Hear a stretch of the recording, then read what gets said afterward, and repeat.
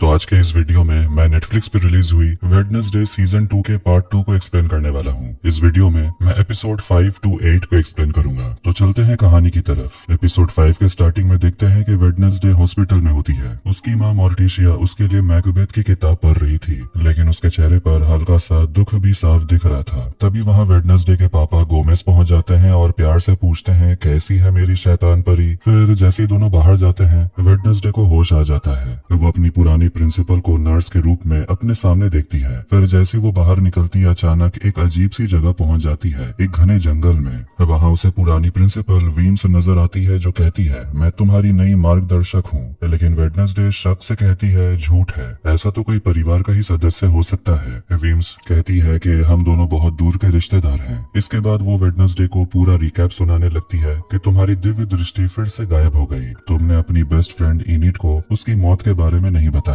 इतना ही नहीं, तुमने टाइलर को मेंटल हॉस्पिटल से भागने में मदद भी कर दी। मुबारक हो, तुम्हारा यही अभिमान तुम्हें फिर से डुबो देगा। वेडनेसडे गुस्से में कहती है, तो फिर आप मेरी शक्तियाँ लौटा दीजिए, उसके बाद हम दोनों अपने अपने रास्ते चले जाएंगे। इस पर वीम्स कहती है, शक्ति तो हमेशा तुम्हारे अंदर ही थी, लेकिन तुमने उसका गलत इस्तेमाल किया। वो फिर अपनी उंगलियां चुटकाती है, जिससे वेडनेसडे अचानक जाग जाती है। अब सीन कट होकर मेंटल हॉस्पिटल में दिखता है। वहाँ हम जूडी को देखते हैं, जो अब वहाँ की टेम्पोररी डायरेक्टर बन चुकी है। मीडिया के सामने वो बताती है कि 2 हफ्ते पहले एक हादसे के दौरान यहाँ की बिजली चली गई थी। उसी वजह से यहाँ के 46 कैदी यानी मरीज भाग गए। उस हादसे में पिछली डायरेक्टर डॉक्टर रेचल अब इस दुनिया में नहीं रही। पुलिस की मदद से उन 46 में से 43 मरीज पकड़े गए। अब उन्हें कहीं और शिफ्ट किया जा रहा है, क्योंकि ये हॉस्पिटल मतलब विलो हिल कुछ समय के लिए बंद रहेगा। ये बोलकर जूडी रोते हुए चली जाती है। फिर शेरिफ सेंटियागो सामने आकर कहती है, लेकिन अभी भी 3 खतरनाक कैदी फरार हैं, फेस्टर, जॉन डो और टाइलर। अगर आपको इनमें से कोई भी दिखे तो तुरंत पुलिस से कांटेक्ट करें। एक रिपोर्टर पूछता है, क्या ये तीनों अभी भी इसी इलाके में हैं? शेरिफ कहती है, शायद फेस्टर मर चुका है। तभी उसके डिप्यूटी का मैसेज आता है कि वेडनेसडे होश में आ गई। वो तुरंत जूडी को इन्फॉर्म करती है, पूछती है, क्या वेडनेसडे का उस हादसे में कोई हाथ हो सकता है? जूडी मुस्कुराते हुए कहती है, वो तो बस एक छोटी सी बच्ची है। सुनने में अजीब नहीं लगेगा कि एक आम सी लड़की की वजह से इतना बड़ा हादसा हो गया? शेरिफ कहती है, वेडनेसडे कुछ भी हो सकती है, लेकिन आम तो बिल्कुल भी नहीं। ये सुनकर जूडी गुस्से में वहाँ से निकल जाती है। अपनी गाड़ी में बैठकर वो अपने एक आदमी से फोन पर बात करती है। वो आदमी बताता है, लोइस लैब से जितने भी कैदी भागे थे सबको खत्म कर दिया, सिर्फ एक बचा है, पेशेंट 1938। जूडी सख्त लहजे में कहती है, शेरिफ को लुइस के पेशेंट के बारे में पता नहीं चलना चाहिए, उसे जल्दी से ढूंढो। इसके बाद जूडी सीधे वेडनेसडे से मिलने पहुंचती है और उसके लिए लिलीज लेकर आती है। लेकिन वेडनेसडे उसे धमकाते हुए कहती है, तेरी सीक्रेट लैब के बारे में पुलिस को जल्दी पता चल जाएगा। जूडी मुस्कुराकर जवाब देती है, वहाँ पुलिस को तो सिर्फ खाली डब्बे मिलेंगे, मेरे राज वहाँ दफन है जहाँ कोई पहुँच भी नहीं सकता। फिर वो वेडनेसडे को धमकी देती है, मैं पूरी कोशिश करूंगी कि आगे से तुम मेरे कामों में दखल ना दो। लेकिन वेडनेसडे डट कर कहती है, ये तो बस मेरा वार्म अप था, तहस नहस करना तो मेरा शौक है। और हाँ, ये पेशेंट 1938 कौन है? उसे तुम लोगों ने झूठी श्रद्धांजलि क्यों नहीं दी? वो इतनी खास क्यों है? जूडी बात घुमाने की कोशिश करती है तो वेडनेसडे समझ जाती है और कहती है, तुम्हारा एक राज मुझे पता चल गया। इसके बाद जैसे ही वेडनेसडे बाहर निकलती है, एक नर्स उसे मरे हुए गुलाब देती है। वो गुलाब किसी और की तरफ से भेजे गए थे। साथ में एक चिट्ठी भी थी जिसमें लिखा था, तुम और इनेड आज रात मरोगी। वेडनेसडे तुरंत पूछती है, ये किसने दिया? नर्स इशारा करती है और पीछे टाइलर खड़ा दिखता है। वेडनेसडे तुरंत उसके पीछे जाती है, लेकिन कुछ देर बाद वो कहीं नजर ही नहीं आता। दरअसल टाइलर छुपा हुआ था और किसी तरह खुद को मॉन्स्टर बनने से रोक रहा था। दूसरी तरफ बियांका और एजेक्स गैब्रियल को लेकर स्कूल के उस हिस्से में पहुंचते हैं जो बहुत साल पहले जलकर बर्बाद हो चुका था। अब वहाँ कोई नहीं आता, इसीलिए गैब्रियल वहाँ सेफ रह सकती है। वहाँ से निकलते हुए एजेक्स बताता है, मैंने गिडियन को गूगल किया तो पता चला किसी ने रिपोर्ट किया है कि उसे बोस्टन के एक मोटेल में देखा गया। बियांका कहती है, मेरी मॉम को इस बारे में मत बताना, वरना वो परेशान हो जाएगी। एजेक्स कहता है, यकीन नहीं होता कि तुम्हारी मॉम मॉर्निंग सॉन्ग वाले कांड में फंस गई। इस पर बियांका बताती है, मेरी मॉम शुरुआत के मेंबर में से एक थी। गिडियन के कहने पर वो लोगों को सायरन सॉन्ग से फंसाती थी। वो कहती है कि हम सब आउटकास्ट की मदद करने निकले हैं, जैसे कोई कम्युनिटी हो। फिर वो आगे बताती है, मेरे लिए गिडियन किसी हीरो जैसा था, सारे बच्चों में से मैं उसकी फेवरेट थी, लेकिन बाद में मुझे पता चला वो तो मेरी माँ की जगह रिक्रूट करना चाहता था। वहीं से सब कुछ बिगड़ गया। एजेक्स उसे दिलासा देता है, तुम्हारी मॉम नेवर मोर में है, ये किसी को नहीं पता, वो यहाँ बिल्कुल सेफ है। इधर वेडनेसडे अपने कमरे में लौटती है। वहाँ इनिड पहले से उसका इंतजार कर रही थी। वो बहुत परेशान थी। वहाँ वीम्स भी मौजूद होती है, लेकिन ऑब्वियसली इनिड उसे देख नहीं पाती। दोनों फिर टाइलर के बारे में बात करने लगते हैं। वेडनेसडे समझाती है कि तुम्हें यहाँ से निकल जाना चाहिए, वो हम दोनों को मारना चाहता है, ये उसका प्लान है, तुम चली जाओ, मैं सब कुछ संभाल लूंगी। इनिड गुस्से में कहती है, मैं उससे डरती नहीं हूँ, मैं भी तुम्हारे साथ रहूंगी। बस फिर दोनों दोस्तों में थोड़ी तकरार हो जाती है। गुस्से में इनिड वहाँ से चली जाती है। गुस्से और उलझन में वेडनेसडे वीम्स से कहती है, मेरे दिमाग से दूर रहो, लेकिन बाहर निकलने पर भी वीम्स उसका पीछा करती रहती है। वो चाहती है कि कम से कम उसकी याद में स्कूल में एक स्टैचू तो होनी ही चाहिए, क्योंकि उसने अपनी जान इस स्कूल के लिए दी थी। इतने में वहाँ पर प्रिंसिपल डॉट आ जाते हैं, जो बच्चों को शूट कर करके टी शर्ट बांट रहे होते हैं। ये देखकर वीम्स हैरानी से कहती है, ऐसे किसी को मैंने प्रिंसिपल नहीं चुना था, ये आखिर है कौन? खैर, प्रिंसिपल सारे स्टूडेंट्स को इकट्ठा करके बताते हैं, आज हमारे आउटकास्ट को याद करने का दिन है।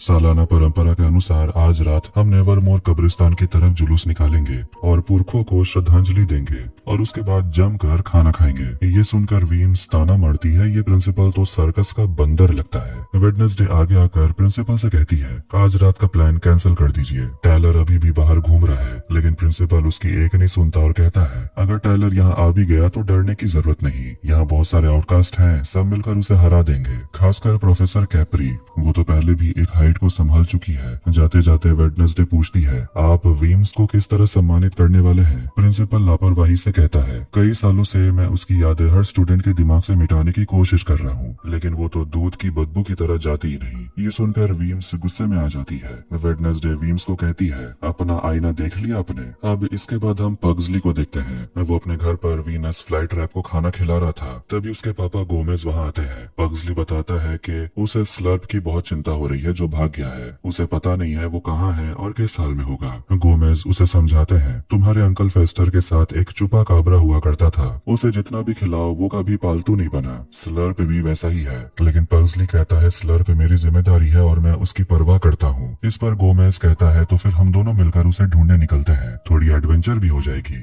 दूसरी तरफ हम उसी सोल्जर को देखते हैं जो कि भागे हुए पेशेंट को ढूंढ रहा था। उसे जंगल में पैरों के निशान दिखाई देते हैं और वो एक खंडर के अंदर पहुंचता है। वहीं पर टाइलर छुपा हुआ था। उसकी हालत बहुत खराब थी। उसे बार बार अपने पापा की परछाई नजर आती है, जो बस उसे ताना देते रहते हैं। गुस्से में टाइलर चिल्लाता है, आपको हमेशा से पता था मेरा यही हाल होगा, फिर भी आपने मुझे संभाला नहीं, अब मुझे अकेला छोड़ दीजिए। तभी सोल्जर अंदर आता है। पानी में हलचल देखकर वो गोली चला देता है, लेकिन वहाँ सिर्फ एक पुतला था। अचानक टाइलर हाइड में बदलकर सोल्जर को मार डालता है। इस बीच स्लर्प जंगल में इधर उधर भटक रहा था। अब सीन स्कूल की तरफ शिफ्ट होता है। वेडनेसडे अपनी म्यूजिक टीचर कैप्री से मिलती है। वो पूछती है, क्या आप पहले भी हाइड से लड़ चुकी हैं? और फिर सीधे सवाल करती है, ये एल्फी पेन कौन है? वो आपका बॉयफ्रेंड हुआ करता था ना, लेकिन सुना है कि वो भी टाइलर की तरह मॉन्स्टर था, आपने ही उसे मारा था। वेडनेसडे रिक्वेस्ट करती है, टाइलर आने वाला है, उससे पहले हाइड के बारे में मुझे आप जो जानती हैं सब बता दीजिए। लेकिन कैप्री चुप रहती है। जब वेडनेसडे जाने लगती है तब कैप्री बोलती है, मैं एल्फी को कभी समझ नहीं पाई, लेकिन मैं उसे बहुत प्यार करती थी। उसकी मास्टर भी उसे बहुत प्यार करती थी। मास्टर के ऑर्डर पर ही वो मुझे मारने आया था, लेकिन उस दिन अपने मास्टर को ही उसने मार डाला। ये सुनकर वेडनेसडे पूछती है, लेकिन हाइड तो अपने मास्टर के बिना जिंदा नहीं रह सकते। कैप्री समझाती है, मेल हाइड्स नहीं रह सकते, लेकिन फीमेल हाइड्स रह लेती हैं। वो और भी ज्यादा ताकतवर होती हैं। अब वेडनेसडे के दिमाग में एक नया सवाल घूमने लगता है, क्या हाइड नया मास्टर एक्सेप्ट कर सकता है? स्लर्प उस सोल्जर की लाश के पास पहुंचता है। उसके पास पेशेंट 1938 की फोटो होती है। फोटो देखकर स्लर्प थोड़ा इमोशनल हो जाता है। इधर वीम्स अभी भी दुखी थी कि उसे वो रिस्पेक्ट नहीं मिल रहा जो उसे मिलना चाहिए था। दूसरी तरफ वेडनेसडे थॉर्नहिल की चीजें देख रही होती है। तभी वहाँ मोर्टिशिया आ जाती है। आज डे ऑफ द डेड का दिन था। मोर्टिशिया वहाँ पर कुछ एहसास करती है जो वीम्स के आने पर होता है। ये सुनकर वीम्स का चेहरा खिल उठता है, लेकिन मोर्टिशिया जैसे ही कहती है, बेचारी की जिंदगी बहुत अकेलेपन से भरी थी, तो वीम्स तुरंत जवाब देती है, मैंने जिंदा दिल जिंदगी जी थी। वेडनेसडे बीच में बोल पड़ती है, हाँ, और आप अपने मरने से पहले ही मर चुकी थी। मोर्टिशिया वेडनेसडे के हाथ में किताब देखती है और सोचती है ये जरूर टाइलर से जुड़ा हुआ है। वो डर जाती है और अपनी बेटी से कहती है कि प्लीज उससे दूर रहो। वेडनेसडे गुस्से में वहाँ से चली जाती है। इधर इनिड अपने बॉयफ्रेंड ब्रूनो के साथ थी। ब्रूनो उसे समझा रहा होता है, तुम्हें घर लौट जाना चाहिए, यहाँ तुम्हारे लिए रहना सेफ नहीं। तभी अचानक इनिड भागते हुए कमरे में आती है और थिंग से कहती है, टाइलर को हराने छुड़ाने के लिए हमें नाइट शेड्स की मदद लेनी होगी। थिंग एक चिट्ठी एजेक्स को देता है जिसमें लिखा था उसे रात 10 बजे इयागो टावर आना है। ये सब एग्नेस देख लेती है। रात को पग्सली और उसके पापा गोमेज जंगल में स्लर्प को ढूंढने आते हैं। काफी वक्त बीत चुका था, दोनों लगभग हार मान चुके थे।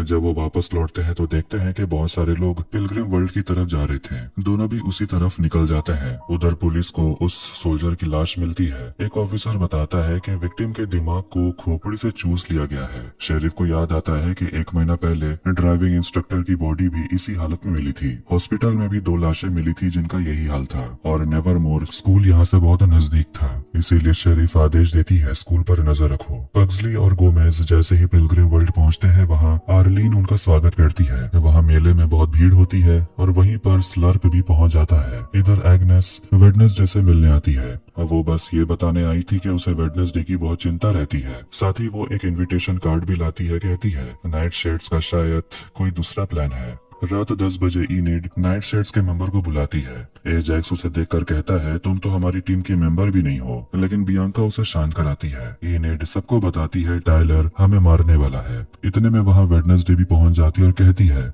टाइलर जो भी करेगा आज ही करेगा और मेरे पास उसे काबू करने का एक प्लान है। फिर वेडनेसडे लैब में जाकर एक दवाई बनाने लगती है जिसका फॉर्मूला उसने थॉर्न हिल के जर्नल में देखा था। थिंग उसके लिए नाइट शेड्स वाली केमिकल ले आता है। वीम्स उसे चेतावनी देती है हाइट को कंट्रोल करने का आइडिया बहुत रिस्की है। थॉर्न हिल टाइलर को काबू कर पाई थी क्योंकि वो स्मार्ट थी, लेकिन तुम टाइलर से प्यार करती हो। वेडनेसडे गुस्से में कहती है मैं उसे नफरत करती हूँ। वीम्स मुस्कुराकर जवाब देती है नफरत भी तो एक फीलिंग है। वेडनेसडे दवाई सिरिंज में भरती है और वहाँ से निकल पड़ती है। उधर स्लर्प हॉन्टेड मेज में घुस जाता है। जब लोग उसे परेशान करने लगते हैं तो स्लर्प अचानक गुस्से में एक आदमी को मार डालता है। लोग डर के मारे चीखने लगते हैं। आर्लीन भी घबराकर चिल्ला उठती है। पुलिस को कंप्लेंट मिलते ही वो लोग तुरंत वहाँ पहुँचते हैं। पग्सली को जब पता चलता है कि सामने एक ज़ॉम्बी है तो वो बड़ा खुश हो जाता है और उसे पकड़ने के लिए अंदर चला जाता है। स्लर्प को सामने देखकर वो उसे बिजली का झटका देता है। तभी ज़ॉम्बी कहता है रुक जाओ। ये सुनकर पग्सली हैरान रह जाता है कि ज़ॉम्बी बोल भी सकता है। इतने में पुलिस वहाँ पहुँच जाती है। पीछे वाले रास्ते से ज़ॉम्बी भाग निकलता है और ये सब गोमेज देख लेता है। पग्सली बाहर निकलकर अपने डैड से झूठ बोलता है कि ज़ॉम्बी नहीं मिला। उधर मोटिशिया जुलूस में जाने के लिए तैयार हो रही थी। तभी वहाँ पेशेंट 1939 आ जाती है। मोटिशिया उसे फ्रांसुआज कहकर बुलाती है और हैरान होकर बोलती है हम लोगों ने तो तुम्हारा फ्यूनरल रखा था। फ्रांसुआज बताती है कि उन्होंने मुझे कैद में रखा था। फिर वो वेडनेसडे की फोटो उठाती है और पूछती है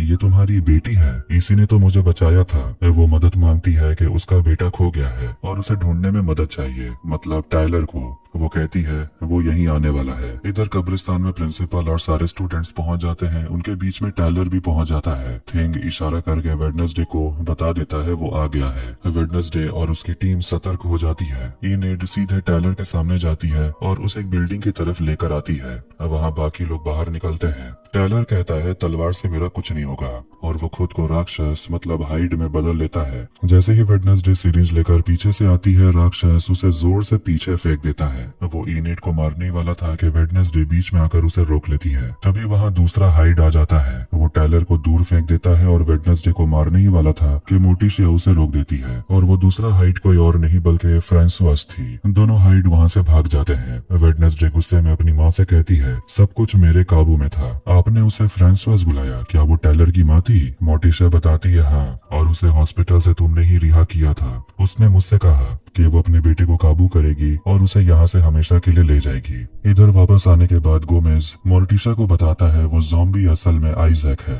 मोर्टिशा भी कह देती है कि फ्रांसुआज भी जिंदा है। जूडी के घर आते ही आइजैक उससे मिलने आता है। अब इधर फ्रांसुआज अपने बेटे का ध्यान रखती है। दूसरी तरफ फुल मून ना होने पर भी इनेड वेयरवुल्फ में बदल जाती है और ये सब कैप्री देख लेती है। अब देखते हैं कि वेडनेसडे इनिट की तरह रंग बिरंगे कपड़े पहनकर उसी की तरह अतरंगी हरकतें करते हुए सब स्टूडेंट्स के सामने डांस करने लगती है। लेकिन सवाल यह है कि ये करिश्मा हुआ कैसे? इसके लिए कहानी जाती है 16 घंटे 36 मिनट पहले। प्रिंसिपल के रूम में वेडनेसडे, उसके मम्मी पापा और इनिड प्रिंसिपल और शेरिफ को बता रहे होते हैं कि टाइलर जुलूस में आया था और उन्होंने उसे फंसाने और काबू करने की कोशिश भी की थी, लेकिन वो कामयाब नहीं हो पाए। वहाँ एक दूसरा हाइड भी आ गया था। वेडनेसडे बताती है कि दूसरा हाइड फ्रांसवास थी। शेरिफ कहती है लेकिन वो तो 15 साल पहले ही मर चुकी है। मोटिशा आगे बोलती है कि फ्रांसवास ने मुझसे वादा किया था कि वो अपने बेटे को लेकर यहाँ से जा चुकी है और अब कभी जेरिको वापस नहीं आएगी। शेरिफ मोटिशा को अरेस्ट करने के बारे में सोचती है लेकिन वेडनेसडे टोक देती है, ये गलती तो आपकी ही थी कि आपने अपनी पूरी टीम पिलग्रिम वर्ल्ड भेज दी। प्रिंसिपल स्कूल में कर्फ्यू लगा देते हैं। इधर वीम्स वेडनेसडे को चिढ़ाने लगती है कि तुमने जो कुछ भी किया उससे कुछ हासिल नहीं हुआ। वेडनेसडे आखिरकार पूछती है मैं ये सब कैसे रोकूं? वीम्स बताती है तुम्हारी माँ के साथ अनबन चल रही है, उसकी वजह से तुम्हारी दिव्य दृष्टि चली गई।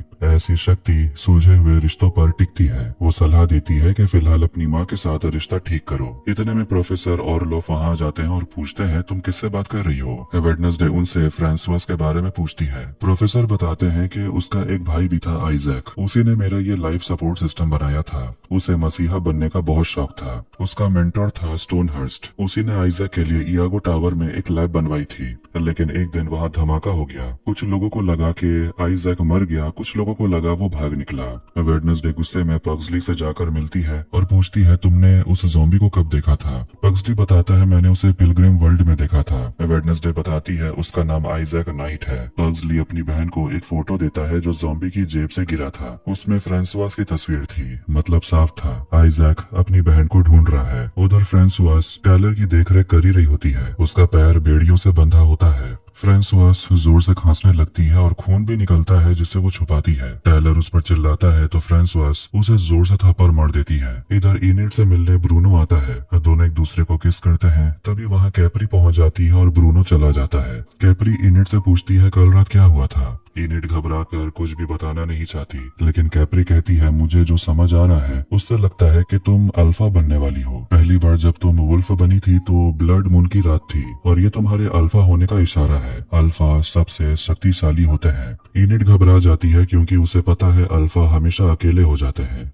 तभी कैप्री को खबर मिलती है कि स्कूल में कर्फ्यू लग चुका है। वेडनेसडे अपनी नानी हेस्टर से मिलने जाती और कहती है मुझे अपनी साइकिक पावर वापस चाहिए। थोड़ी बहुत बातें करने के बाद वेडनेसडे फ्रांसवास की फोटो दिखाती और कहती है मैंने गलती से इसे भी फ्री कर दिया। नानी माँ उसे प्रोफेसर रोजालिन रॉटवुड के बारे में बताती है जो कमाल की रेवन थी और स्कूल में र्यून्स और एंशिएंट क्रिप्टोलॉजी पढ़ाया करती थी। जिस घर में वेडनेसडे के मम्मी पापा मोटिशिया और गोमेज ठहरे हुए हैं वो असल में रोजालिन का घर था। उसके पास भी ऐसे ही साइकिक पावर्स थी। नानी माँ समझाती है रोजालिन कब्रिस्तान में दफन है। उसकी कब्र का पत्थर काली शक्तियों से भरा हुआ है। अगर कोई रेवन वहाँ लिखे शब्दों को दोहराए तो उसे थोड़े समय के लिए दिव्य दृष्टि मिल जाती है। कर्फ्यू होने के बाद वेडनेसडे कब्रिस्तान जाने का प्लान बनाती है। इनिड उसे रोकने की कोशिश करती है। दोनों दोस्तों के बीच फिर से झगड़ा हो जाता है। इनिड गुस्से में कहती है तुम हमेशा प्रॉब्लम्स खड़ी करती हो फिर उन्हें सॉल्व करके लोगों की नजर में हीरो बन जाती हो। खैर गुस्से में वेडनेसडे कब्रिस्तान निकल जाती है। उधर थिंग से पता चलता है कि कैप्री रूम्स चेक करने के लिए आने वाली है। इनिड तुरंत निकलती है वेडनेसडे को वापस लाने।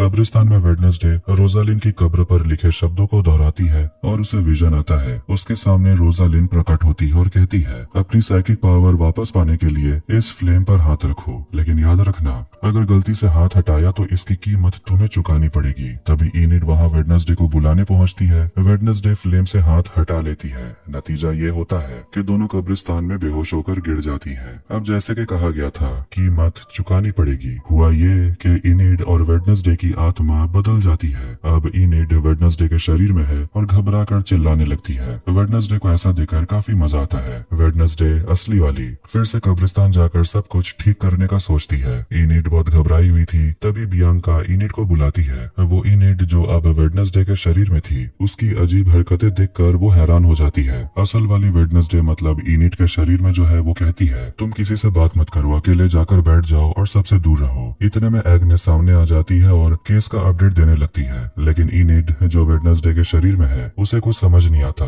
वो बस अपने खाने का ऑर्डर लेकर चली जाती है। ये देखकर एग्नेस को काफी अजीब लगता है। उधर असली वेडनेसडे ब्रूनो उसके पीछे आ जाता है लेकिन वेडनेसडे उसे उठाकर पटक देती है और वापस चली जाती है। रंग बिरंगी आइसक्रीम खाने के बाद इनिड जो वेडनेसडे के शरीर में थी उसके शरीर में खुजली होने लगती है। तभी मोर्टिशिया वहां आ जाती है और कहती है मेरे पास इसका इलाज है। वो क्रीम लगाती है और खुजली तुरंत गायब हो जाती है। मोर्टिशिया बताती है इस क्रीम में ताजा हड्डियों की राख है, इस राख से हमें मिलती है लाश जैसा निखार। इनिड ये सुनकर हक्की बक्की रह जाती है। मोर्टिशिया वेडनेसडे जो असल में इनिड है उसे दवा देती है और उसे इतना खिला खिला देकर कहती है आज रात तुम्हें डिनर के लिए आना चाहिए, तुम्हारा भाई भी आने वाला है। इधर असली वेडनेसडे फिर से रोजालिन की कब्र पर पहुंचती है, लेकिन वहां वीम्स आकर ताना मारने लगती है। कहती है पहले भी ऐसा हो चुका है और जिन 2 लोगों के साथ ये हुआ था 24 घंटे में उनकी मौत हो गई। उधर आइजैक धीरे धीरे ज़ॉम्बी से इंसान में बदल रहा था। वो एक डॉग हाउस के अंदर चला जाता है। इधर फ्रांसवास और टाइलर नाश्ता कर रहे होते हैं, तभी अचानक आइजैक वहां आ जाता है। फ्रांसवास पहले तो घबराकर बंदूक उठा लेती है और कहती है तुम तो मर चुके थे, लेकिन अगले ही पल वो अपने भाई को गले लगा लेती है और अपने बेटे को कहती है ये तुम्हारे मामा आइजैक हैं। लेकिन तभी फ्रांसवास को तेज खांसी होने लगती है। आइजैक बताता है हाइड बिना मास्टर के ज्यादा समय तक जी नहीं सकते। वो अपनी बहन से कहता है कि मैं तुम्हें बचा सकता हूँ, मुझे बस उस मशीन की जरूरत है। फ्रांसवास बताती है कि मशीन मेंटल हॉस्पिटल में रखी हुई है, सिर्फ जूडी ही उसे चला सकती है। आइजैक तब जूडी का आई कार्ड दिखाकर कहता है वो अब इस दुनिया में नहीं रही और अब मैं सब कुछ ठीक कर दूंगा। उधर कैप्री हैरान रह जाती है जब वो इनिड को वायलिन बजाते हुए देखती है, जबकि असल में उसके अंदर वेडनेसडे है। कैप्री से उसे पता चलता है कि इनिड दरअसल अल्फा वेयरवुल्फ है। वेडनेसडे वहीं पर रोजालिन की पेंटिंग देखती है। कैप्री उसे बताती है कि सालों पहले रोजालिन यहीं पढ़ाती थी। फिर वेडनेसडे अपनी माँ से मिलने उनके कॉटेज पहुंचती है। मोर्टिशिया को लगता है कि सामने इनिड खड़ी है और वो पूछती है क्या तुम्हें यहाँ वेडनेसडे ने भेजा है, उसे बोल देना आज रात डिनर पर मिलते हैं। इधर थिंग इनिड को वेडनेसडे की डायरी पढ़ने से रोक रहा होता है। उस नॉवल में इनिड के बारे में ही लिखा होता है कि ताकतवर होने के बाद भी इनिड पागलों जैसी हरकतें करती है। ये पढ़कर इनिड को गुस्सा आता है और वो फिर रंग बिरंगे कपड़े पहनकर बाहर निकलती है।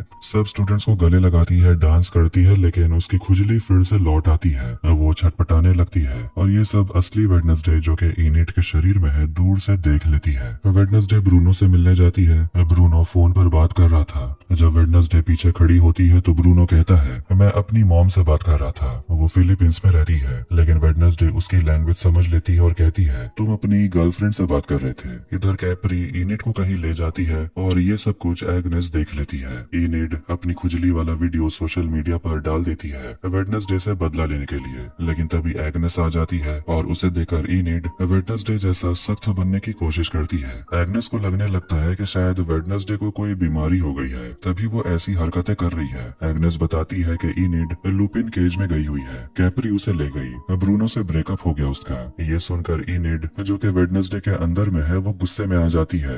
एग्नेस को लगता है कि वेडनेसडे का यह पागलपन इनिड का असर है। इनिड जो कि वेडनेसडे के अंदर है वो गुस्से में एग्नेस से कह देती है मैंने बस तुम्हारा इस्तेमाल किया, तुम मेरी बेस्ट फ्रेंड की जगह कभी नहीं ले सकती।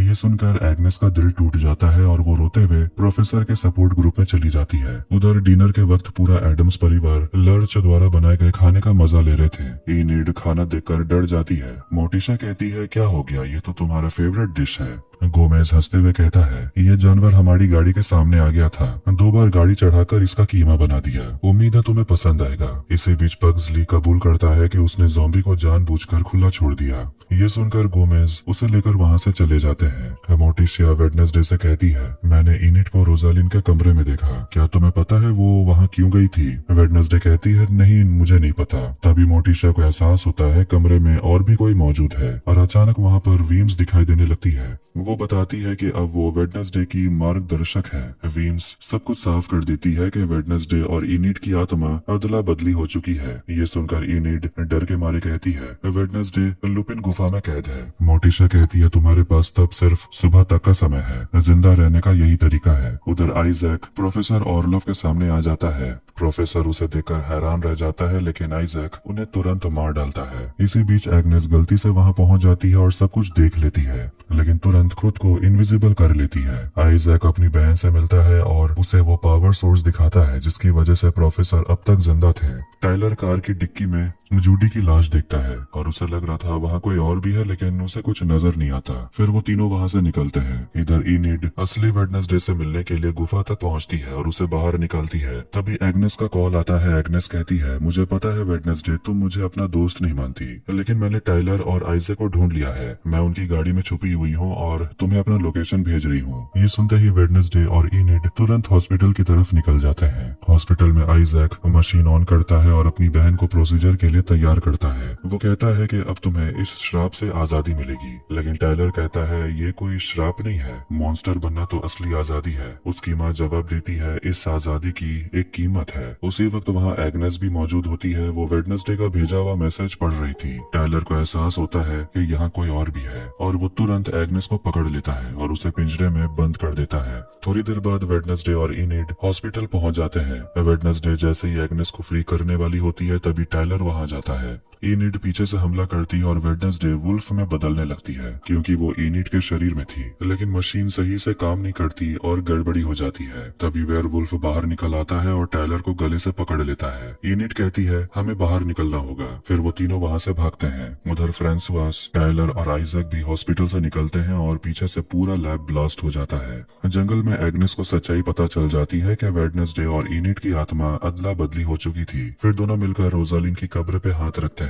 इनिड वेडनेसडे के रूप में कहती है, वेडनेसडे बनकर मुझे समझ आया कि तुम कितनी नीडर हो, लेकिन तुम्हें बस इस बात का डर है कि लोग तुम्हारे अंधेरे वाली साइड देखकर तुम्हें अपनाएंगे नहीं। वेडनेसडे जवाब देती है, और तुम्हें लगता है कि अल्फा बनकर तुम अकेली रह जाओगी, लेकिन मैं ऐसा नहीं होने दूंगी। मैं तुम्हारे साथ हूँ। तुम्हें कमजोर समझना मेरी बहुत बड़ी गलती थी। इनिड मुस्कुराती है और फिर दोनों बेहोश होकर गिर जाते हैं। जैसे ही सुबह होती है दोनों वापस अपने अपने शरीर में लौट आते हैं। अब सब कुछ नॉर्मल हो चुका था। तभी वीम्स वेडनेसडे को बताती है कि इनिड की मौत टल चुकी है, लेकिन अब किसी और की जान जाने वाली है और इस बार एडम्स फैमिली का कोई सदस्य मरेगा। लेकिन बड़ा सवाल है, कौन?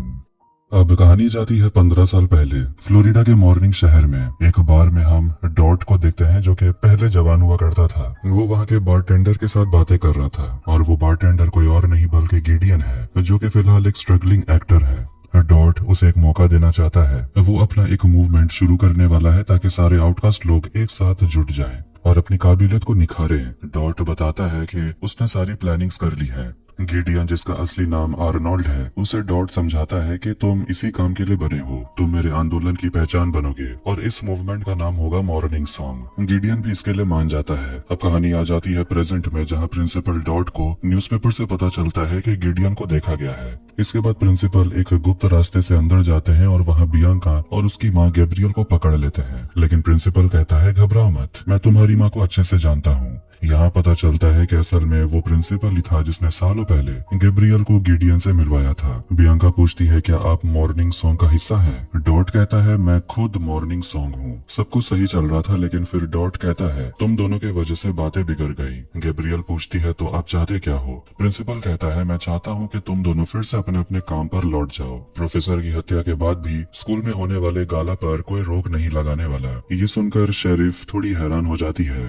तो प्रिंसिपल कहता है, प्रोफेसर भी यही चाहते थे कि हम सब शांत रहें और आउटकास्ट की एकता दिखाएं। इधर इनिड स्कूल में पुलिस देखकर कहती है, आखिर ये लोग मॉन्स्टर कैसे पकड़ेंगे? तो वेडनेसडे बोलती है कि तुम तो मेरी तरह नेगेटिव बन गई हो। इनिड कह देती है, हाँ, तुम्हारी छाप जो मेरे अंदर रह गई है। तभी वहाँ एग्नेस आ जाती है और इनिड से उसका हमेशा की तरह नोक झोंक शुरू हो जाता है। वेडनेसडे बताती है कि इनिड की मौत टल चुकी है, लेकिन अब कोई और मरने वाला है। ये सुनकर इनिड खुश हो जाती है कि उसकी जान बच गई, लेकिन वो पूछती है, अब कौन मरेगा? वेडनेसडे बताती है, एडम्स परिवार का ही कोई मरेगा। एग्नेस आइजैक के नाम का एक फाइल निकालकर वेडनेसडे को देती है। इधर गोमेज और मोटिशिया चूहों को खाने के लिए बैठे ही होते हैं कि तभी वहाँ वेडनेसडे आ जाती है आइजैक वाला फाइल लेकर। उसे पता चला कि आइजैक उसके पापा गोमेज का रूममेट हुआ करता था। फिर वो बताने लगते हैं कि आइजैक की मदद से ऑगस्टस स्टोनहर्स्ट को ये पता लगाना था कि आउटकास्ट को शक्ति कहाँ से मिलती है, लेकिन आइजैक कुछ और ही चाहता था। वो तो अपनी बहन के अंदर के मॉन्स्टर मतलब हाइड को मारना चाहता था। गोमेज कहता है, मुझे तो ये भी नहीं पता था कि पग्सली का ज़ॉम्बी असल में आइजैक था। मैंने तो उसे पहली बार पिलग्रिम वर्ल्ड में देखा, तब जाकर पता चला। वेडनेसडे बताती है कि फ्रांसवास मोटिशिया से किया गया वादा तोड़कर वापस आ चुकी है। ये सुनकर मोटिशिया उठकर चली जाती है, अपने पौधों को खिलाने लगती है। फिर वेडनेसडे अपनी माँ से बात करती है और उसे अपनी माँ का लिखा हुआ एक किताब भी मिलता है। वेडनेसडे कहती है, इसे पढ़कर तो मुझे उल्टी आ गई थी। फिर वो बताती है कि इनिड की मौत टल चुकी है, लेकिन उसके बदले अब कोई एडम्स मरेगा। ये सुनकर मोर्टिशिया डर जाती है। इधर स्कूल में ब्रूनो आकर इनिड से मिलता है। और वो उसे अपनी एक्स गर्लफ्रेंड सोफिया के बारे में सच्चाई बताता है कि सोफिया उसकी एक्स गर्लफ्रेंड थी, लेकिन कल रात ही उनका ब्रेकअप हो गया। वो इनिड का भरोसा जीतने के लिए कहता है कि मैं तुम्हें खुद गाला में ले जाना चाहता हूँ। इतने में कैप्री चिल्लाती है, इनिड अभी क्लास में आओ। वो गुस्से में पूछती है, कल रात तुम पिंजरे से क्यों भाग गई थी? अल्फा बनना कोई मजाक की बात नहीं है। अगर कोई अल्फा फुल मून की रात भेड़िया बन गया तो चांस ये है कि वो कभी इंसान नहीं बन पाएगा। ये सुनकर इनिड डर जाती है। कैप्री और भी डरावनी बात बोलती है, जब तुम भेड़िया बन जाओगी तो बाकी भेड़िए तुम्हें मार डालेंगे। मेरी बात मानो, तुम तभी सेफ रहोगी जब सूरज ढलने के बाद तुम खुद को पिंजरे में बंद कर लो। तुम्हारे साथ तब कुछ नहीं होगा। उधर आइजैक और टाइलर में झगड़ा होने लगता है क्योंकि टाइलर अब तक वेडनेसडे को मारकर अपना बदला नहीं ले पाया, इसलिए वो शहर छोड़कर जाना चाहता है। फ्रांसवास फिर से खांसने लगती है। टाइलर देखता है कि दवाइयां भी खत्म हो चुकी है। आइजैक कहता है कि शहर में जानवरों का हॉस्पिटल है, वहीं चलते हैं। अगली सुबह वेडनेसडे और थिंग टाइलर के साथ फ्रांसवास के घर पहुंच जाते हैं। वहाँ पर वीम्स भी आ जाती है और फ्रांसवास को याद करने लगती है। वेडनेसडे गुस्से में कहती है कि अगर आप कोई मदद नहीं करना चाहती तो गायब हो जाइए। तभी थिंग इशारा करता है और वेडनेसडे टेजर लेकर डॉग हाउस के नीचे जाती है और वही असली ठिकाना निकलता है जहाँ टाइलर, फ्रांसवास और आइजैक रह रहे थे। वहाँ उसे दवाइयों की खाली शीशी और एक खून लगा हुआ रुमाल भी मिलता है। वेडनेसडे को समझ आ जाता है कि फ्रांसवास मरने वाली है। तभी वहाँ एक तितली आ जाती है। वेडनेसडे उस तितली को लेकर यूजिन के पास जाती है। यूजिन एक नया तितली देखकर एक्साइटेड हो जाता है। वेडनेसडे बताती है कि मैं ज़ॉम्बी के पीछे गई थी तभी ये तितली मिली। ज़ॉम्बी सुनकर पग्सली को लगता है कि वेडनेसडे को वो ज़ॉम्बी मिल गया। यूजिन आगे बताता है ये तितली अपने होस्ट के अंदर रहती है, लेकिन अब ये बाहर निकलने को तैयार है और अपने होस्ट को भी ढूंढ सकती है। पग्सली ज़ॉम्बी को ढूंढना चाहता है, लेकिन वेडनेसडे उसे समझाती है कि तुम्हें कोई जिंदा इंसान पसंद नहीं आता क्या? पग्सली कहता है कि मैंने कोशिश कर ली लेकिन कोई मेरा दोस्त बनता ही नहीं। यूजिन शर्म के मारे कुछ नहीं कहता, बस तितलियों को आजाद कर देता है। तो वो सीधा अपने होस्ट यानी कि आइजा को ढूंढने निकल पड़ती है। इधर एजैक्स बियांका को गिडियन वाला आर्टिकल दिखाता है। बियांका कहती है कि मेरी माँ यहाँ से जा चुकी है तो अब तुम्हें इतना टेंशन नहीं लेना चाहिए, लेकिन एजैक्स को लगने लगता है कि कुछ गड़बड़ है। प्रिंसिपल फिर बियांका को अपने ऑफिस में बुलाते हैं। उधर वेडनेसडे अपनी नानी से मिलती है जो कि उसके कमरे में आ गई थी। वेडनेसडे पूछती है, आप यहाँ क्या कर रही है? नानी कहती है, मैं चाहती हूँ कि तुम मेरे साथ थोड़ा वक्त बिताओ। फिर हेस्टर प्रिंसिपल से मिलने जाती है और प्रिंसिपल वहाँ एक प्रपोजल रखते हैं कि वो अपने स्कूल में एक फ्रम्प टावर खोलना चाहते हैं जहाँ मॉर्चुअरी साइंस पढ़ाई जाएगी। ये सुनकर नानी खुश हो जाती है क्योंकि उसे डेथ में काफी इंटरेस्ट था, लेकिन फिर भी नानी कहती है कि मैं अपनी दौलत का एक भी हिस्सा तुम्हारे इस स्कूल में नहीं लुटाऊंगी। तभी वहाँ बियांका आती है और अपने सायरन पावर से हेस्टर का मन बदल देती है। कहती है, आप अपनी सारी दौलत नेवर मोर के नाम करेंगे और यही होगा आपकी असली विरासत, और आज की पार्टी में आप गेस्ट ऑफ ऑनर बनकर आएंगी। टाइलर, आइजैक और फ्रांसवास एक जानवरों के डॉक्टर को मारकर उसके क्लिनिक में पहुंच जाते हैं। फ्रांसवास को हाइड का खून चाहिए था, मतलब के टाइलर का। उधर रात में स्कूल में पार्टी की तैयारी चल रही थी। मोटिशिया वीम से बात करती है और पूछती है, क्या वेडनेसडे ने कुछ किया है? वीम्स कहती है, इस बार गलती वेडनेसडे की नहीं है। तुम्हारे और वेडनेसडे के बीच की दूरी का फायदा उठाकर तुम्हारी माँ वेडनेसडे को अपनी तरफ खींच रही है। तभी वीम्स कहती है, क्या तुम्हें पता है कि मुझे हमेशा तुमसे जलन रही है, लेकिन तुम्हारे और तुम्हारी माँ के रिश्ते से कभी नहीं। वो मोटिशिया से पूछती है, क्या तुमने वेडनेसडे को अपने रिलेशनशिप के बारे में बताया जो फ्रांसवास और आइजैक के साथ था? वक्त आ गया है कि तुम्हें अपनी बेटी को सारा सच बता देना चाहिए।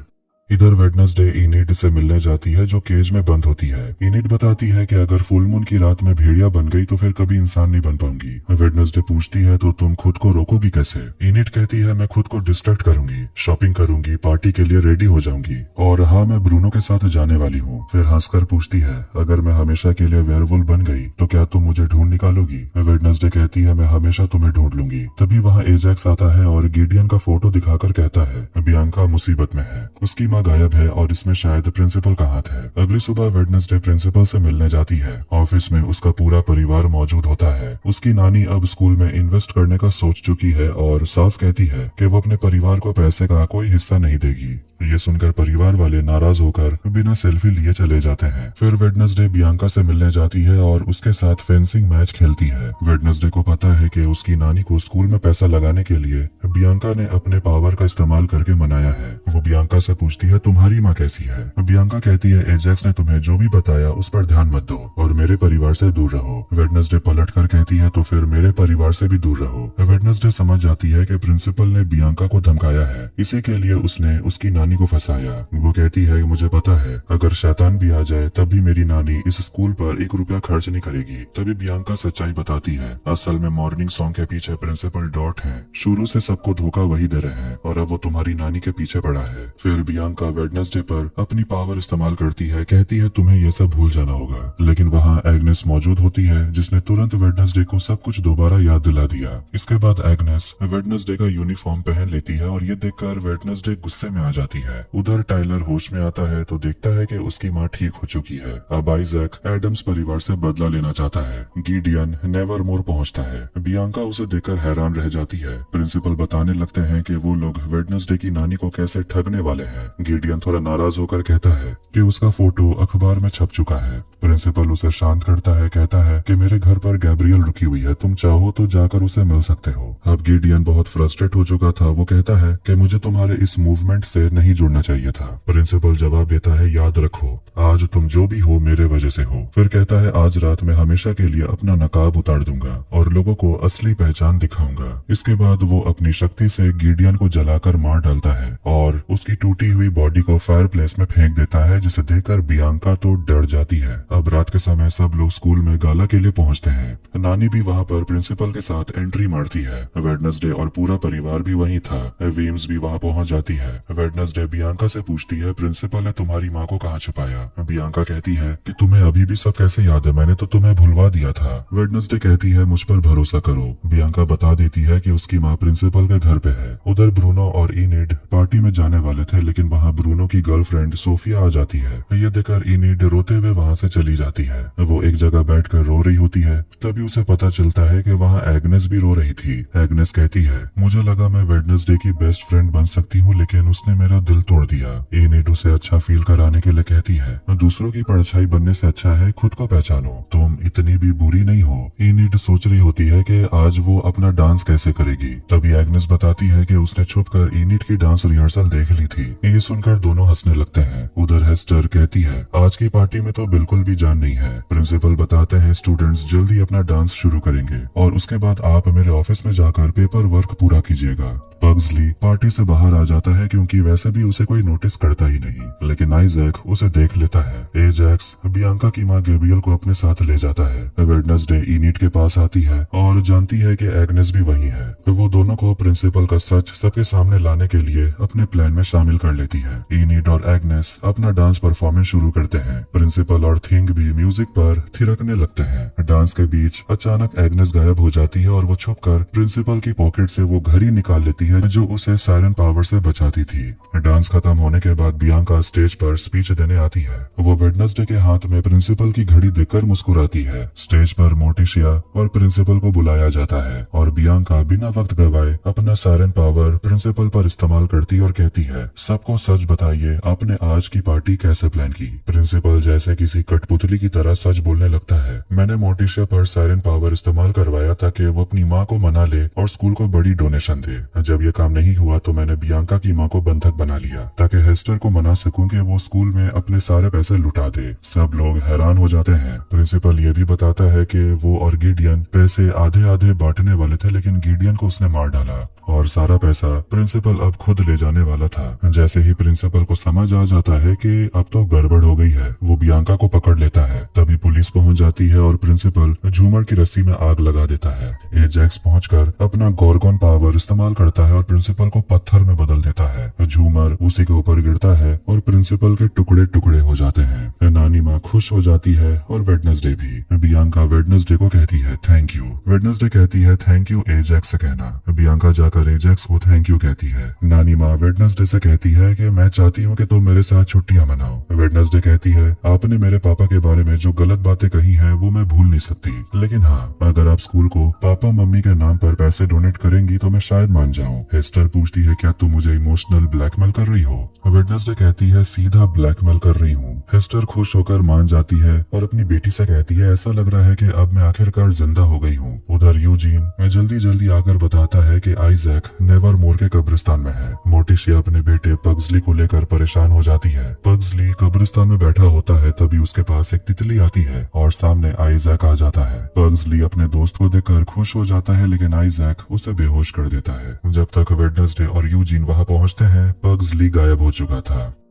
पुलिस पगजली को ढूंढने के लिए जंगल निकलती है, लेकिन उसे कहीं भी नहीं पाती। शेरिफ मोटिशिया और गोमेज से पूछती है, क्या आपकी किसी से दुश्मनी है? कोई वजह है कि आपके बेटे को किसी ने किडनैप किया हो? मोटिशिया गुस्से में बोलती है, आप हम पर इल्जाम लगा रही हैं। शेरिफ कहती है, आज रात भर हम उसे ढूंढेंगे। स्कूल से सभी स्टूडेंट्स जा चुके हैं, जो भी बन पड़ेगा हम करेंगे। वीम्स मोटिशिया और वेडनेसडे को समझाती है, तुम दोनों को मिलकर इस बार काम करना होगा। वेडनेसडे के पास पावर्स नहीं है, तो मोटिशिया तुम्हें फिलहाल अपनी माँ से मदद लेनी चाहिए। तभी नानी हेस्टर वापस लौट आती है। वो सोचने लगती है, आखिर कोई बददिमाग लड़के को क्यों किडनैप करेगा। मोटिशिया अपनी माँ और बेटे के साथ बैठती है और वो उनका हाथ पकड़ के कहती है, हमें अपनी सारी शिकायतें भूलनी होगी। अचानक मोमबत्तियां बुझ जाती हैं और वेडनेसडे को फिर से दोहरा पड़ता है, बिल्कुल पहले की तरह। उसे विजन्स में दिखाई देता है, जंगल में स्कूल के जमाने में मोटिशिया और गोमेज आइजैक को दफना रहे होते हैं। वापस आने पर वेडनेसडे अपनी माँ से पूछती है, अब सच बताने का यही समय है। मोटिशिया बताने लगती है, जब आइजैक के साथ हादसा हुआ था तब मैं और तुम्हारे पापा इयागो टावर में थे। आइजैक को पूरा यकीन था कि वो अपनी मशीन की मदद से फ्रांसवास को ठीक कर सकता है और वो कभी मॉन्स्टर नहीं बनेगी, लेकिन मशीन को चलाने के लिए ढेर सारी पावर चाहिए थी। इसीलिए आइजैक ने गोमेज की मदद ली, क्योंकि उनके पास बिजली की शक्ति है। गोमेज आइजैक को अपना बेस्ट फ्रेंड मानता था, लेकिन आइजैक ने उसे धोखा दिया। उसे गोमेज की सारी शक्तियाँ चाहिए थी, मतलब कि वो गोमेज को मार डालना चाहता था। उसने पूरा प्लान बना लिया था, यहाँ तक कि उसने कपाल पेड़ के नीचे गड्ढा भी खोद लिया था, लेकिन सही समय पर मोटिशिया वहां पर पहुंच गई और मिशन को बर्बाद कर दिया। फ्रांसवास तो बच गई, लेकिन आइजैक उस धमाके में बच नहीं पाया और गोमेज के अंदर से बिजली वाली शक्ति भी हमेशा के लिए खत्म हो गई। इसके बाद हमने मिलकर आइजैक को उसी गड्ढे में दफना दिया। वेडनेसडे समझ जाती है, मतलब आइजैक अब पगजली की शक्ति का इस्तेमाल करके मशीन को चलाना चाहता है, लेकिन अब मैं मेरे भाई को ढूंढ के रहूंगी। उधर सारे स्टूडेंट्स छुट्टियों के लिए घर जा रहे होते हैं। ब्रूनो अपनी गर्लफ्रेंड के साथ निकलता है और इनेड उन्हें देख रही होती है। एजैक्स वहां आकर इनेड को संभालता है, फिर दोनों दोस्त बन जाते हैं और उनके बीच फिर से बातें शुरू हो जाती हैं। एग्नेस वहां आती है और इनेड के लिए एक लिस्ट लाती है जिसमें लड़कों के नाम होते हैं जो उसके बॉयफ्रेंड्स बन सकते हैं, लेकिन इनेड मन बना चुकी है कि वो वेडनेसडे की तरह अब रोमांस से दूर रहेगी। फ्रांसवास अपने पति को याद कर रही होती है और वो अपने भाई से कहती है, मुझसे वादा करो, हमने जो तय किया है वही करोगे। आइजैक का चेहरा जैसे बदल जाता है। तभी टाइलर वहां आता है और बताता है, मैंने पगजली का कॉस्ट्यूम फेंक दिया है और पुलिस को झूठा टिप भी दे दिया। एग्नेस देखती है कि उसे लेने के लिए इस बार उसके डैड आए हुए थे। ये देखकर वो थोड़ा घबरा जाती है, क्योंकि अक्सर उसे लेने के लिए उसके डैड का असिस्टेंट आता था। वो बताती है कि उसकी मॉम अब एक दूसरे आदमी के साथ रहती है जो कि एक नॉर्मल इंसान है। एग्नेस जाते जाते कहती है, हम तीनों की ये जोड़ी काफी अच्छी है, इनेड को भी अपने पिंजरे में वापस जाना होगा। वेडनेसडे उससे कहती है, सुबह होते ही मैं तुम्हें निकालने आ जाऊंगी। इसके बाद वेडनेसडे यूजीन से मिलने जाती और पूछती है, तितलियां तैयार हुई कि नहीं, ताकि हम आइजैक के बारे में पता कर सकें कि वो कहाँ है। लेकिन तितलियां अभी तक मौत बनी हुई थी। यूजिन कहता है, मेरे साथ शेड में चलो, मुझे मधुमक्खियों को हाइबरनेशन के लिए तैयार करना है। लेकिन वेडनेसडे वहाँ से निकल जाती है। इधर शेड में यूजिन से मिलने के लिए आइजैक पहुँच जाता है। शेरिफ को खबर मिलती है कि पगजली का कॉस्ट्यूम मिल गया। वेडनेसडे जानती है कि ये बस एक ट्रैप है, लेकिन शेरिफ कहती है, मुझे एविडेंस पर यकीन है, तुम्हारी बातों पर नहीं। प्रिंसिपल के जाने के बाद वीम्स खुश हो जाती है। तभी वहाँ यूजिन आता है और बताता है कि स्लर्प इंसान बन चुका है और उसने ये भेजा है तुम्हारे लिए। उसके नीचे लिखा हुआ था मिडनाइट। इसलिए आधी रात को वेडनेसडे थिंग के साथ जंगल पहुंच जाती है। वहाँ सामने पगजली और आइजैक को वो देखती है। वो थिंग से कहती है, सही समय पर निशाना लगा देना। वेडनेसडे आइजैक से कहती है, अपने गड्ढे में वापस चले जाओ। तभी थिंग आइजैक के हाथ पर वार कर देता है। टाइलर थिंग को पकड़ लेता है, लेकिन यहाँ पता चलता है कि वो कटा हुआ हाथ असल में आइजैक का ही है। फ्लैशबैक में दिखता है कि मोटिशिया ने आइजैक का हाथ काट दिया था ताकि उसका प्रोसीजर पूरा ना हो पाए। आइजैक ने उसी कटे हुए हाथ को अपने शरीर से जोड़ लिया और अपनी शक्ति से वो वेडनेसडे को गड्ढे में डाल देता है। वेडनेसडे खुद को बचाने के लिए कुछ नहीं कर पा रही थी और गड्ढा भी भर जाता है। टाइलर ये सब देख रहा था, जैसे कि वो वेडनेसडे को बचाना चाहता है। फ्रांसवास अपने भाई का हाथ वापस देखकर खुश हो जाती है और वो दोनों वहाँ से निकल जाते हैं। इनेड पिंजरे के अंदर मेडिटेशन कर रही थी। तभी अचानक एग्नेस वहाँ पहुँच जाती है। बताती है कि मैं अपने पापा की गाड़ी से भाग आई हूँ और मैंने देखा कि आइजैक ने वेडनेसडे को दफना दिया, इसलिए मैं मदद मांगने आई हूँ। इसके बाद वो दोनों तुरंत जंगल पहुँचते हैं और मिट्टी खोदना शुरू करते हैं। आज फुल मून था। इनिड भेड़िया बनना चाहती थी, रिस्क लेना चाहती थी, चाहे वो हमेशा के लिए ही भेड़िया क्यों न बन जाए। इनिड आखिरकार वेयरवुल्फ बन जाती है और वो लोग जल्दी जल्दी मिट्टी खोदकर वेडनेसडे को बाहर निकाल लेते हैं। वेडनेसडे इनिड को इस रूप में देखकर चौंक जाती है। इनिड वहाँ से भाग जाती है और एग्नेस उसके पीछे जाती है। मोर्टिशिया और गोमेज भी वहाँ पहुँच जाते हैं और पूछते हैं पग्सली कहाँ है। इधर आइजैक और बाकी सब लोग पग्सली को लेकर इयागो टावर पहुँचते हैं। वेडनेसडे अपने मम्मी पापा को बताती है कि थिंग फिर से आइजैक के शरीर से जुड़ चुका है। आइजैक अपनी शक्ति से लैब को दोबारा तैयार करता है, लेकिन इस बार वो थोड़ा कमजोर हो जाता है। फिर भी वो खुश था क्योंकि इस पल का वो बहुत समय से इंतजार कर रहा था। पग्सली को चेयर से बांध दिया जाता है। पग्सली टायलर को बिजली का झटका देता है तो गुस्से में टायलर कहता है कि अब तू हमेशा के लिए फ्यूज हो जाएगा। फ्रांसवास अपने भाई से कहती है तुम्हें याद है ना हमने क्या तय किया था। जैसे ही प्रोसीजर शुरू होता है आइजैक अचानक टायलर को टेबल से बांध देता है। मतलब कि दोनों का यही मकसद था कि वो दोनों मिलकर टायलर के अंदर वाले मॉन्स्टर को मार डालें ताकि वो दोबारा नॉर्मल इंसान बन जाए। वेडनेसडे वहाँ पहुँच जाती है और ये सब फ्रांसवास देख लेती है। तभी पग्सली के पावर से टायलर को झटके दिए जाते हैं, मगर वेडनेसडे वक्त पर पहुंचकर टायलर को छुड़ा देती है। ये देखकर टायलर भी हैरान था, लेकिन छुड़ते ही वो मॉन्स्टर में बदल जाता है। फिर वेडनेसडे अपने भाई को छुड़ाती है और गुस्से में आया टायलर आइजैक को उठाकर नीचे फेंक देता है। ये देखकर फ्रांसवास रोने लगती है और अचानक वो भी मॉन्स्टर में बदल जाती है। अब दोनों मॉन्स्टर में जबरदस्त लड़ाई शुरू हो जाती है। इस बीच मोर्टिशिया और वेडनेसडे पग्सली को लेकर वहाँ से निकल जाते हैं। जाते जाते वेडनेसडे मशीन को तोड़ देती है ताकि ये प्रोसीजर पूरा ना हो पाए। दोनों मॉन्स्टर टावर से बाहर आकर लड़ते हैं। ये देखकर आइजैक भी शॉक्ड रहता है। उधर वेडनेसडे अपने भाई और माँ को लेकर निकलती है, लेकिन वो फिर से थिंग को वापस लाने पहुंचती है। तभी मशीन ब्लास्ट कर जाती है। लड़ाई के दौरान फ्रांसवास स्कूल की बिल्डिंग से लटक जाती है। टायलर उसे बचाने के लिए हाथ बढ़ाता है, लेकिन फ्रांसवास गिरकर मर जाती है। तभी शेरिफ और पुलिस की टीम वहाँ पहुँचती है। धमाके के बाद एडम्स परिवार होश में आता है, लेकिन आइजैक अभी भी जिंदा था। वो गुस्से में आकर वेडनेसडे का गला दबाने लगता है। गोमेज उससे हाथ जोड़कर अपनी बेटी को छोड़ देने की विनती करता है, लेकिन आइजैक नहीं रुकता। तभी मोर्टिशिया और गोमेज जोर से थिंग को आवाज लगाते हैं। कहते हैं हमें पता है तुम हमें सुन सकते हो। वेडनेसडे किसी तरह कुल्हाड़ी उठाकर फेंकती है, लेकिन निशाना चूक जाता है। तभी आइजैक को महसूस होता है कि उसका हाथ काम नहीं कर रहा। दरअसल थिंग वापस आ चुका था। थिंग आइजैक पर हमला कर देता है और उसके अंदर से उसका दिल निकाल लेता है, वही दिल जिससे कि उसे पावर मिलती थी। दिल निकलते ही आइजैक मर जाता है। फिर थिंग शरीर से अलग होकर एडम्स परिवार की तरफ बढ़ता है। ये देखकर सभी खुश हो जाते हैं। सब कुछ खत्म होने के बाद अगली सुबह वेडनेसडे थिंग से बातें करते हुए कहती है अब मुझे समझ आया कि मेरी और तुम्हारी इतनी क्यों बनती थी, क्योंकि तुम भी एक शैतान जीनियस का हिस्सा थे। तभी एग्नेस आती है और वेडनेसडे को एक फोटो दिखाती है जिसमें इनिड कैप्चर हो गई थी। कहती है शायद वो कनाडा की तरफ जा रही है। कैपरी भी गायब है, शायद वो नई नौकरी ढूंढ रही है। फ्रांसवास को उसके पति के पास ही दफना दिया जाता है। टायलर वहीं खड़ा होता है जब कैपरी उससे मिलने आती है। वो टायलर से कहती है कि तुम ज्यादा वक्त तक अकेले बच नहीं पाओगे, लेकिन मैं तुम्हें बचा सकती हूँ। मैं तुम्हें सुरक्षित रखना चाहती हूँ और बता दूं कि मुझे मास्टर बनने का कोई शौक नहीं। हम सब साथ रहेंगे ताकि तुम्हें मास्टर की जरूरत ना पड़े। टायलर पूछता है कि तुम्हें इससे क्या मिलेगा, तुम तो एक वेयरवुल्फ हो। कैपरी बताती है मेरे पापा भी हाइड थे।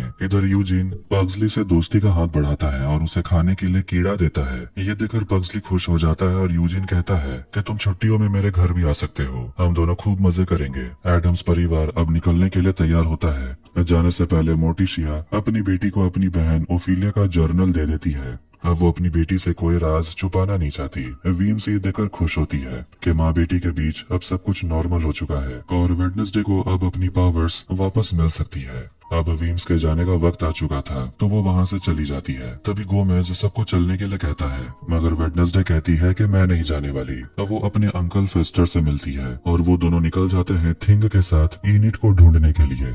वेडनेसडे सोचने लगती है कि नेवरमोर में उसका 1 और साल पूरा हो गया और वो खुद से पूछती है क्या टायलर को जिंदा छोड़ना एक गलती थी। फिर वो अपनी आंटी ओफिलिया के जर्नल को पढ़ती है और उसमें एक दरवाजा दिखता है, लेकिन उससे पहले उसका इरादा साफ है। सबसे पहले वो अपनी दोस्त इनिड को ढूंढेगी। अचानक वेडनेसडे को एक विजन आता है जिसमें वो अपनी आंटी ओफिलिया को देखती है। इधर हेस्टर एक गुप्त कमरे की तरफ बढ़ रही है जहाँ ओफिलिया अभी भी कैद होती है। वेडनेसडे ठान लेती है कि मैं हर राज का पर्दाफाश करूंगी, चाहे इसके लिए मेरी जान ही क्यों ना चली जाए। तभी एक आंख वाला रेवन स्क्रीन के सामने उड़कर आता है और इसी के साथ सीजन 2 यहीं पर एंड हो जाता है।